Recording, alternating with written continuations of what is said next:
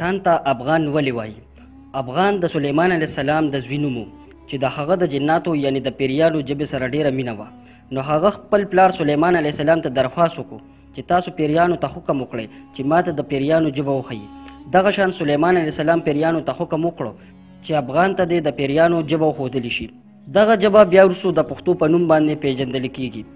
د پښتو د اصلیت او قومیت په باره کې چې کوم دلیلونه دي هغه دا دي چې پښتانه د حضرت ابراهیم علیه السلام د اولاد نه دي او د حضرت اسحاق علیه السلام اولاد دي او په قوم باندې بني اسرائیل دي. خو ډیر انګریزي تاریخ پوهان لیکي چې پښتون قوم د ارجینیا په یو حصه کې اوسېدل او د ارجینیانو خلکو دا دعوه ده چې پښتون قوم زمونږ نه دي، ولې چې د ارجینیا اوغان چې وروستو بیا افغان ترې جوړ شو د ارجینیا نه هغه هندوستان ته سفر وکړو او تاریخ پوهان لیکي چې اسرائیل قبایل ډیر په سختو تکلیفونو وروستو افغانستان ته لاړل او هلته آباد شول. کله چې حضرت محمد صلی الله علیه وسلم د اسلام تبلیغ شروع کړو او ډلې ډلې خلک په اسلام کې شاملېدل نو هغه وخت د پښتنو مشر حضرت قیس عبدالرشید سره د خپل خاندان د محمد صلی الله علیه وسلم په خدمت کې حاضر شو او اسلام یې قبول کړو. هم دا وجه ده چې په دنیا کې کم ځای کې هم پښتانه وي نو اکثر به مسلمانان وي. دا د دنیا لومبنی قوم دی چې په دې کې به د اسلام نه علاوه بل مذهب نشته. په دې وجه چې کله هم د یو پښتون نه تپوس وکړي شي چې ته لومبې پښتون یې که مسلمان، نو د هغه جواب به دا وي چې د 50,000 کالو نه پښتون یم او د 13,000 کالو نه مسلمان یم. او بل سوال دا راځي چې افغان قوم ته پټان ولې وایي؟ کله چې کافرانو په مکه باندې قبضه وکړه نو حضرت محمد صلی الله علیه وسلم حضرت خالد بن ولید رضی الله تعالی عنہ ته وویل چې ورشه او خپل افغان قوم د جهاد دپاره راوغواړه. نو حضرت خالد بن ولید رضی الله تعالی عنہ افغانستان ته لاړو او د افغان سردار قیس عبدالرشید ته یې د محمد صلی الله علیه وسلم پیغام ورورسو. قیس عبدالرشید رضی الله تعالی عنہ په مشرۍ کې افغاني ډله د مکې په طرف روانه شوه.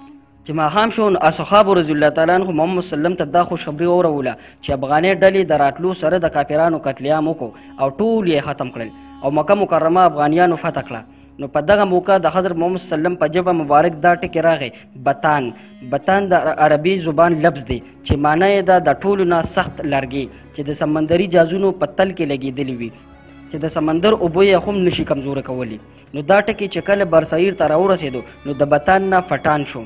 کو چرې د دې ټکي تاریخي جایزه واغستې شي نو په پارسی کې پښتون او زمونږ په قومي ژبه کې پښتون او په اردو کې ورته پټان وایي. دا قوم په ټوله نړۍ کې د خپل عزت او غیرتمند قوم باندې یادېږي. د لفظ پښتون مطلب دی غیرت او وفا والا او په خپل مذهب او دین باندې قربانېدو والا. او دا پښتون قوم د خپل نظریې په مطابق دوی د قیس عبدالرشید اولاد دی. او د دې یو ښکاره ثبوت دا هم دی چې په مکه کې د قیام په وخت حضرت خالد بن ولید رضی الله تعالی عنہ خپل لور قیس عبدالرشید رضی الله تعالی عنہ ته فنکاح کړې وه چې بیا هغه ځان سره خپل وطن ته راوسته. د دې په وجه د قیس عبدالرشید رضی الله تعالی عنہ اولاد پټان حسابېږي او د ډیر جوړ تاریخ نه معلومیږي چې قیس عبدالرشید رضی الله تعالی عنہ په خپله تعلق بني اسرائیل د بادشاه سعود یعنی حضرت طالوت علیه السلام د 27 پشت سره دی. او دې سره سره پښتون قوم یو ډیر مهمان نواز او امن پسند قوم دی او دوی وقتاً په وقتاً باندې ټولې نړۍ ته دا پیغام ورکړی دی چې موږ یو امن خوښې قوم یو، موږ هېڅکله بده نه خوښو. دغه شان که یو طرف ته دوی د خپل دین اسلام خپل مذهب سره پوره بوخت دي نو بل طرف ته دوی خپل ثقافت خپل کلتور خپل اجره هم نه ده هیره کړی. او پښتون قوم په رباب مین په شعر مین په اجره مین قوم دی ځکه چې یو شاعر یو ځای کې ویلی دی چې زه د مذهب پوره قایل یم او کلتور هم منم. زه د مذهب پوره قایل یم او کلتور هم منم، زما اجره کې موسله او رباب دواړه شته دی.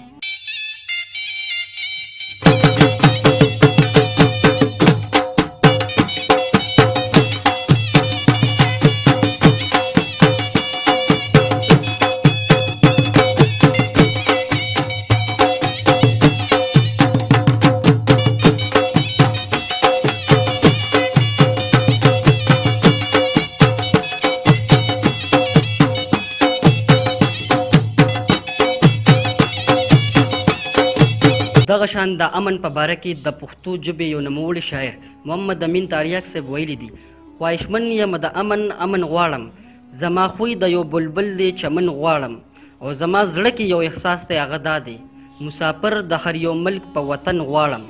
او پښتو وایم په پښتو باندې مین یم، پښتو وایم په پښتو باندې مین یم زه پښتو ټوله نړۍ کې ځلن غواړم زه تاریاک لکه شپونکي په دشتو ګرځم زه تاریاک لکه شپونکي په دشتو ګرځم زه زرخیزه د خپل ملک شنه لمن غواړم ملګرو دا د پښتون قوم په باره کې یو لنډ شان پیژنګلو یو لنډ شان تاریخ د نورو دغه شان ښایسته ویډیوګانو دپاره زموږ د یوټیوب چینل جاوید وفا ټي وي ضرور سبسکرایب کړئ او دغه شان د نورو راتلونکو ښایسته ویډیوګانو نه هم مزې واخلئ